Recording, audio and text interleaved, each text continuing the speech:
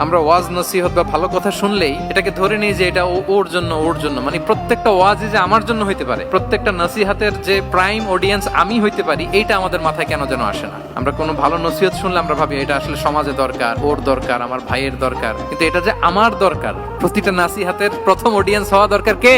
আমি নিজে। তাহলে পরিবর্তন শুরু করতে হবে নিজ থেকে। ওর এই সমস্যা, ওর এই সমস্যা, ওর এটা। আরে মিয়া, তোমার কি সমস্যা ওইটা বলো। শুধু ওর না দেখে নিজেরটাও দেখতে হবে। দেখেন, অন্যের দিকে এক আঙ্গুল দেখালে নিজের দিকে কয় আঙ্গুল যায় বলেন তো? এই যে নিজের দিকে কিন্তু তিনটা। আমি যদি এরকম করি আমার দিকে আসে তিনটা।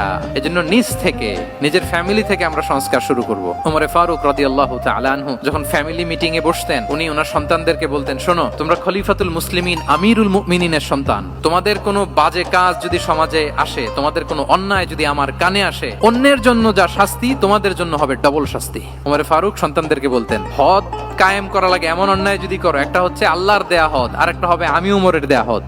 আমার মতো খলিফাতুল মুসলিমিনের সন্তান হয়ে এই পাপ তুমি কেন করলে? আমাদের তো ওই মেয়েটার সমস্যা, ওনার ছেলের সমস্যা, এগুলো। আমার ছেলের যে কি অবস্থা, আমার পরিবারের যে কি হালাত, আমার স্ত্রীর যে কি দশা, ওইটা নিয়ে আমরা ভ্রুক্ষেপ করি না বা চিন্তা করি না। তাহলে সম্মানিত সুধী মণ্ডলী, আমরা পরিবর্তন শুরু করবো কোত্থেকে? অন্যের বাড়িঘর থেকে নাকি?